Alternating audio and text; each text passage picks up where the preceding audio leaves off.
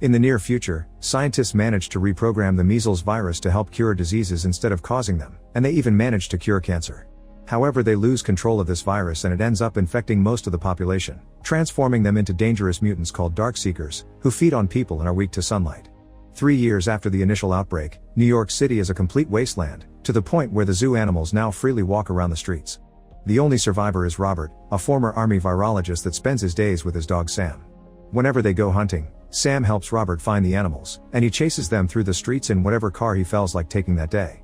Robert is always armed and a great shooter, but he also has a good heart, and when he sees families of lions hunting too, he lets them have the meat. He also keeps an alarm on his watch to make sure he isn't out when the sun sets. As soon as the alarm goes off, Robert rushes back to the same house he's lived in since before the outbreak, which has been fortified to the max. Robert can shut all the doors and windows, and he always makes sure to bleach the front steps so that the Darkseekers can't find his smell. Inside this house, Robert keeps a good supply of food and tapes of old newscasts that allow him to stay sane by pretending he's going through an old routine. He also listens to music, talks to Sam, and does the usual chores like bathing his dog and cooking for both of them. No matter how much he tries to distract himself though, his dark memories always crawl back. When night falls, he hides in the tub with Sam and some firearms, and the sound of the Darkseekers outside makes him think of his family. When the outbreak happened, the government decided to seal off the island, since it was ground zero. Panic took over the streets as people tried to escape in hordes. Robert rushed to pick up his wife Zoe, their daughter Marley, and Sam, who was still a puppy back then. He wanted them to leave the island to stay with a relative, and Zoe got angry when she realized Robert wasn't coming with them because he wanted to stay to analyze the virus and find a cure. This triggered an argument between them that almost made Robert crash the car. Robert hasn't given up on the idea of a cure even in the present. Every morning after exercising with Sam, he goes to the lab in his basement to keep track of his experiments. Sam isn't allowed down there because she could get infected, but Robert is fine because he's immune. In the lab, there's a bunch of caged rats carrying the virus, and Robert has been trying the different serums he's made on them. All of them failed until one morning, Robert discovers one of the rats is actually getting better. Now he can move on to the next step of the trial, but he'll need a human for that. Afterward, Robert and Sam visit the video store, where Robert has put up a bunch of mannequins as part of trying to keep the illusion of a normal routine. He talks to them as if they were old friends and always brings back the movies he takes before choosing another one. He also pretends one of the mannequins is trying to flirt with him. Robert promises Sam that one day he'll flirt back. Next, the pair visits the parks where Robert is growing vegetables to take some with them. They also keep a map of all the houses they've already visited and choose a new one to do each day. This allows them to find new supplies of food, although the things they find the most of are medicine and cleaning products left behind by the fight against the outbreak.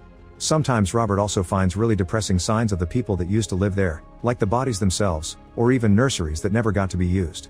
After picking up gas for the car, Robert proceeds with the last part of his routine, which consists of going to the South Street Seaport to broadcast a recording that invites any survivors to meet him there. While he waits, he keeps himself entertained in different ways, like playing golf on top of the Air Force's planes.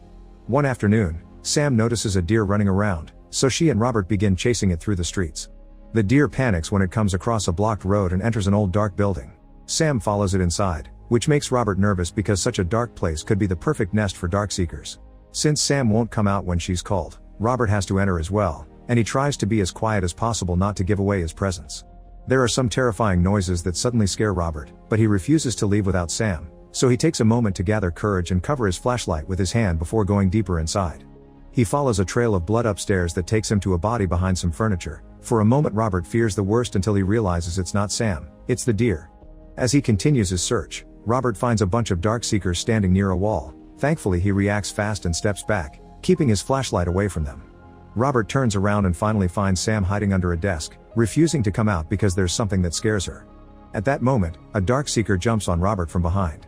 Robert immediately shoots him before running away with Sam, telling the dog to take a different corridor when the other Darkseekers begin chasing him. With a plan in mind, Robert runs to the window and jumps right when the Darkseekers catch up to him. This causes the sunlight to kill the two monsters that fall with him on the ground and keeps the others inside. After reuniting with Sam, Robert prepares a special trap using a truck on a bridge and some old canvas that puts down at the building's entrance. He tells Sam not to follow him for this one to avoid infection, then he takes some of his own blood and drops it on top of the canvas. As soon as a Darkseeker comes closer to feed on the blood, the trap activates, making the truck fall and drag the Darkseekers out inside the canvas. A second Darkseeker, considered the alpha of the group, peeks out of the building to roar at Robert with clear fury, only to quickly go back when the sunlight begins burning him. Moments later, Robert has the female Darkseeker he caught in his lab, strapping her to the table in order to test the cure he's been developing. He first uses UV light to confirm she's infected with the virus, and he discovers she's got a butterfly tattoo. Robert begins by injecting the serum he's created from the rat that did well, and after a few seconds of nothing, the Darkseeker suddenly begins screaming and struggling against her shackles. After a moment of panic, the Darkseeker passes out, and all her vital signs go to 0 on the monitor. Robert immediately gives her a new injection to keep her alive, but he also can't help shaking the furniture with anger at the failure.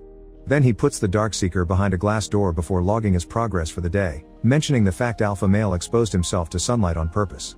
This makes him think that decreased brain function or the scarcity of food is causing them to ignore their basic survival instincts, and social devolution appears complete. That reminds Robert of the day of the outbreak again because people were behaving like crazy on the streets. Lots of ships were leaving the island, but only those with clearance were allowed to pass, and people didn't like being left behind in quarantine, especially those with kids that begged others for help. The roads had been blocked by the army, but the soldiers had orders to escort Robert and his family to safety, thus they continued on foot. When they reached the harbor, the soldiers used a scanner to make sure they weren't infected. Marley passed but Zoe didn't. Mother and daughter panicked because they didn't want to be separated, prompting Robert to make a scene and pull rank to order a second scan. Zoe passed the test this time, and because they were an army family, they got to leave on a helicopter.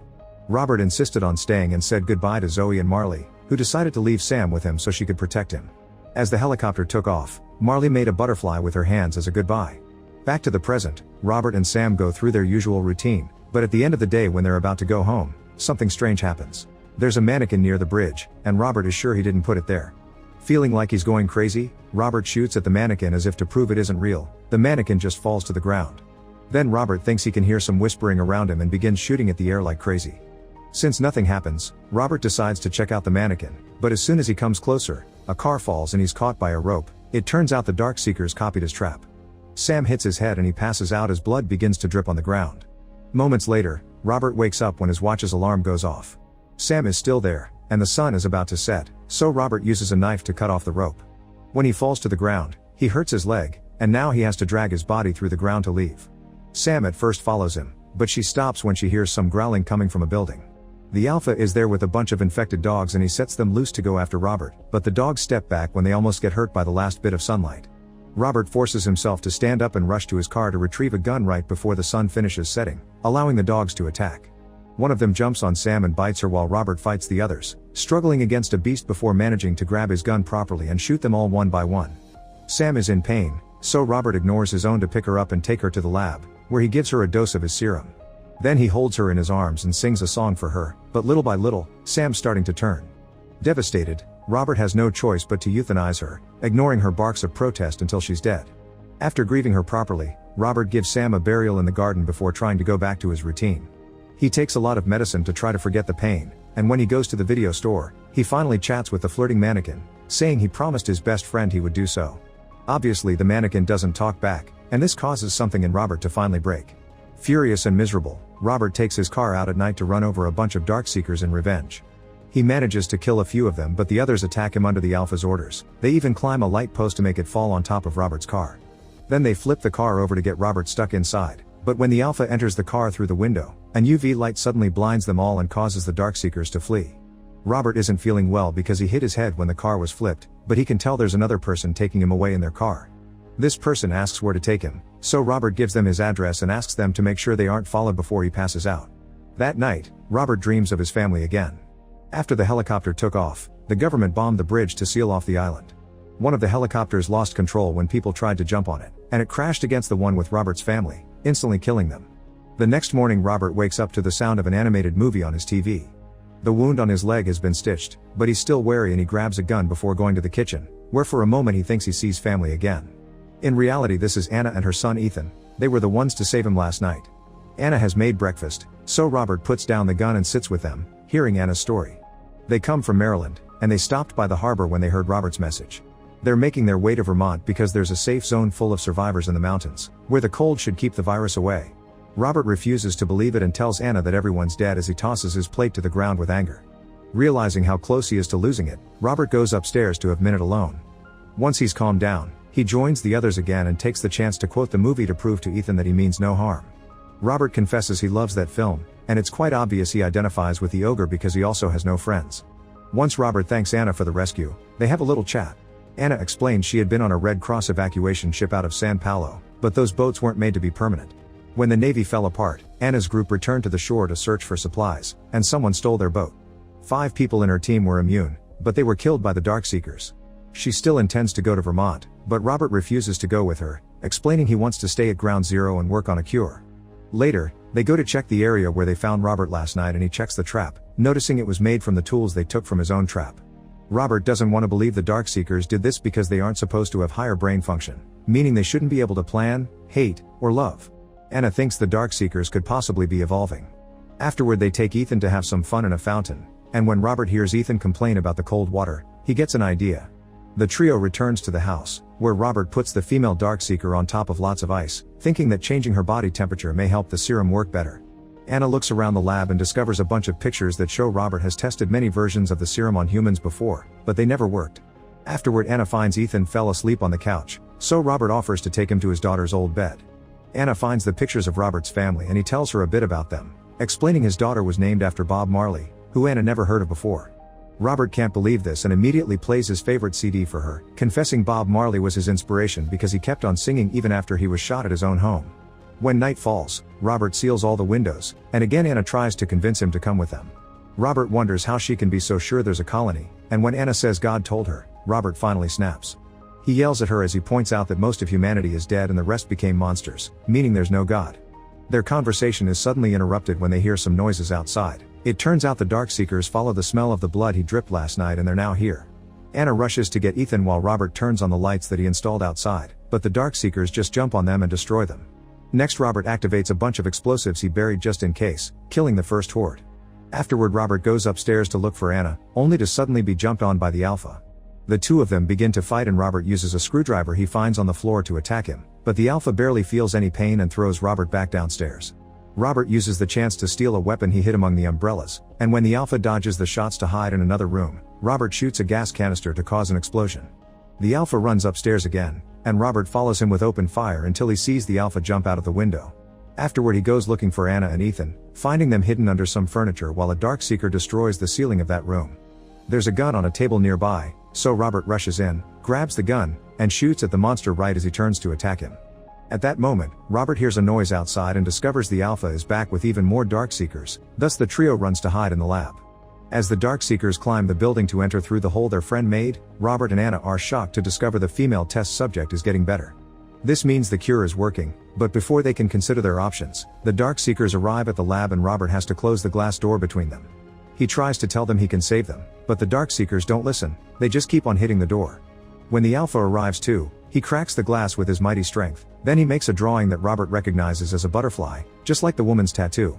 This reminds him of Marley, and Robert finally understands the Darkseekers do have feelings, they're here to rescue their friend, not to kill. Robert puts down his weapon and, ignoring Anna's protests, disconnects the woman from the machines before taking her out of the glass door. As the Darkseekers growl at him with fury, Robert picks a syringe and injects the woman with some medicine that causes her to wake up. The Alpha immediately rubs his forehead with hers, celebrating their reunion before picking her up to leave. Robert tries to apologize, but he's only met with another growl. Now that Robert understands the city belongs to the Darkseekers society, he accepts to leave with Anna and Ethan. The next morning they start their trip to Vermont, but first Anna makes a new recording, telling any survivors that may listen where to find the safe colony.